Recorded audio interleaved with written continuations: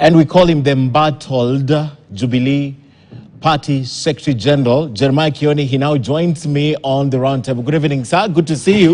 Are you the SG? Yes, I am. Are you sure you're the SG? I have never been I need in to doubt. get a proper salutation for you tonight. It has never been in doubt. Who are you at the And it Jubilee will Party? continue being that way.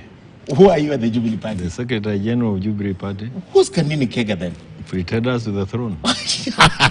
Just like you can pretend now. Oh, so I can also You can. I mean, as you go home, Yes. you can get a few people by the roadside to call you whatever they want. Secretary General. Either of the juling Standard or Group Party. juling a bar or when you are playing golf. You know, these are titles. But if you want to know the status of the party, you need to go to the Register of Political Parties. Okay. You will need to look at the Kenya Gazette notice of 22nd March 2022. And you need to familiarize yourself with the ruling that was delivered by the High Court during the month of July. Okay. All of them affirming That the party belongs to those who are... Do you have an office where you operate from? Yes. That interview, even that interview you're seeing there, I was having it in my office. The Jubilee Headquarters. Party offices. Okay. Yeah. So you're saying they're imposters? And they will continue being that way until sometimes when elections are declared or the date of elections 2027 is declared, then they will start running all over. Okay. It is at that point that you realize, having been elected either as a member of parliament, as a senator, a governor, member of the county assembly, it does not elevate you to above the constitution of the party. Okay. Nor does that position give you powers above those of party officials. You can pretend to be whatever it is you think you can pretend to be within the corridors of parliament. But, and you can call yourself whatever you want to call. In fact, we used to call ourselves ministers of energy in waiting. All those titles are titles you would use within parliament for feeling nice. We even have you are the president in waiting. This is the cabinet, you know, those kind of things. Unfortunately, it's found its way in some media houses who have not interrogated this issue properly. Like now I've had the news item saying that the matter is before the tribunal. Okay. It's not before the tribunal. The matter left the tribunal station long time ago.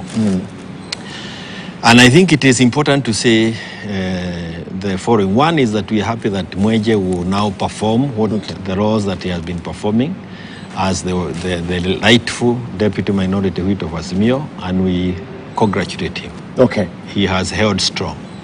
Two is that Jubilee is a member of Azimio coalition, and a ruling by the speaker cannot exit it from the coalition, and it cannot change that fact.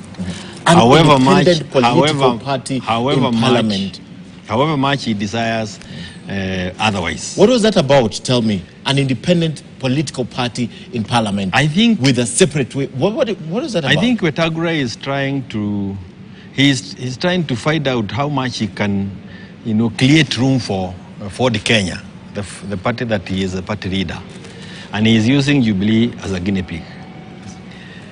But some our members have been, taken through that route naively, for the reason that our constitution talks of the majority and minority. Yeah. And as we sit today, we have the majority and the minority in parliament. All committee seats have been shared between the two coalition sides. So when you are told, you are ready to that you are now a parliamentary seat, a parliamentary party, where are you going to get committee placings?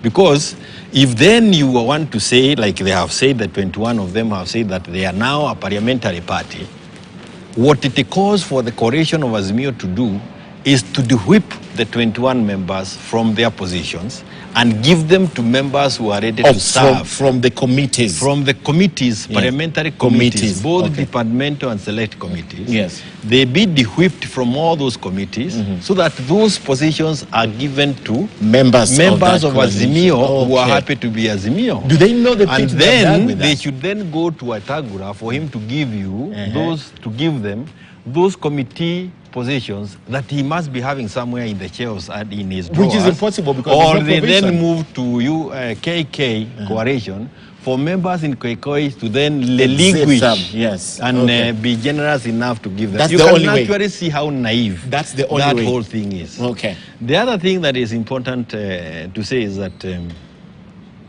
you cannot, as a member of a party, think that the fact that you are elected, you can conduct your affairs irrespective of the positions of the party. And this is something that needs to be understood. Let me tell you that given the court order, if we wanted to become the cantankerous characters or we wanted to get to their level, any meeting they have held, we can take them to court for being contemptuous of court orders. Wetangula moving ahead to recognize anything communicated to him other than from what the High Court said, that officials of the party are as were contained on the 22nd of March 2022, and the official spokesman and the person who had those correspondences within the party is the SG. He can claim autonomy as parliament, as a separate arm. Then he would have, for that reason, if that is a good enough reason for him to be contemptuous of court orders, he will be telling the court, because we are already in court against Wetangula. Wetangula has made very many messy decisions on the floor of that house. Starting from the day he arrogated himself the powers to declare which is the minority party or the minority coalition and the majority coalition. A prerogative that is left with the voter. The voter is the one who determined which side has the majority and which side has the minority. He took it upon himself to again reorganize the desires of Kenyans. And for that reason and other reasons, we are actually in court. And we have a date with the High Court. And it's a serious matter because a bench of 3 judges has already been set, and the date is on 30th. We are running out. I don't know whether he is aware of it. He must be aware of it because he has advised us. I don't know because he continues being very contemptuous of the Constitution and those orders that are coming from the court. We have about 2 minutes left because we had a very short time. Tell me about Kamwene and this movement, just in short. What do you intend to achieve with this? Because from where I sit, you have been unhappy probably with Azimio, right? And so you're looking at a way to galvanize the Mount Kenya region behind you with the notion or telling them that we are championing your interests first. Is it because you feel unhappy in Azimio? We as Jubilee are in Azimio and we continue taking part of Azimio activities. Every meeting that is called by Baba, we will be there. Kamwene is a mobilizing forum platform for issues that relate to Mount Kenya counties. And you come from whichever party that you come from, whichever coalition that you come from, we come and talk about the issues that relate to our people, then you can go back to your party and propagate the same or advocate for the same. This is what other communities are doing, and we have not been doing it.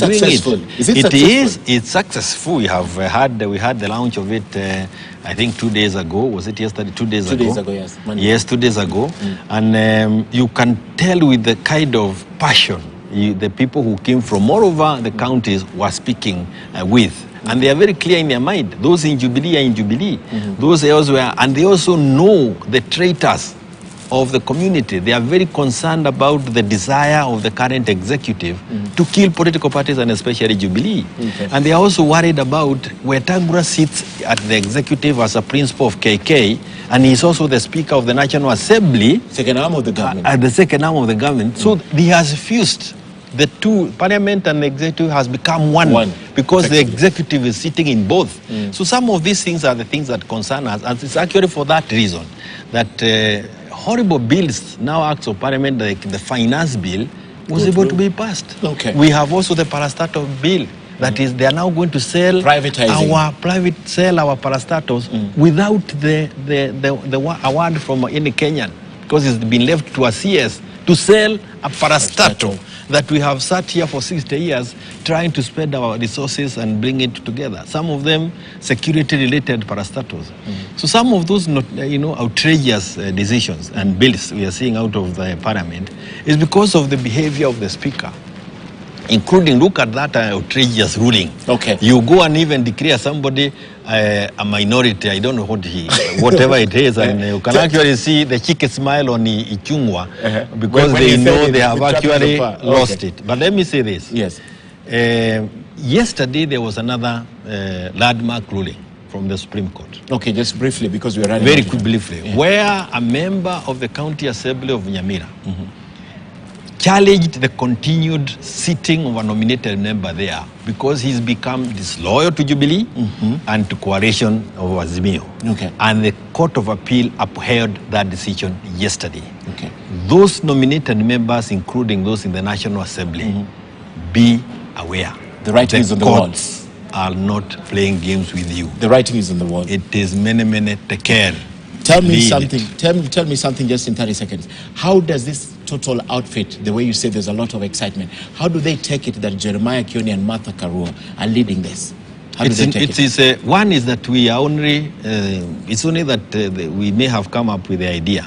But the idea is available. It is a round table. There's no chair. All of us leaders, members of the public, we need to start having forums where we can sit and say the cost of living is as bad in Mount Kenya as it is in Nyanza and everywhere else. The businesses are collapsing. Agricultural sector is gone. Our children are not going to school.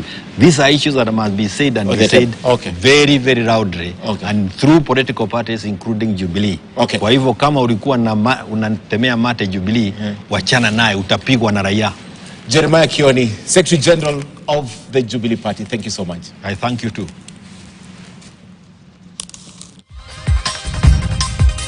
At the bank to double its green